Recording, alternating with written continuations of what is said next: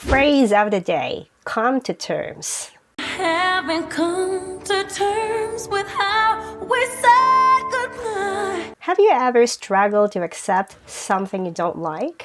A tough situation, a change, or even a mistake?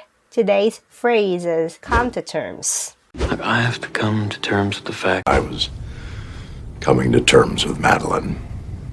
It means accepting reality and learning to move forward, not giving up, but acknowledging the truth and dealing with it. It's super useful for conversations about personal growth, relationships, or challenges. I've come to terms with it, you have to too.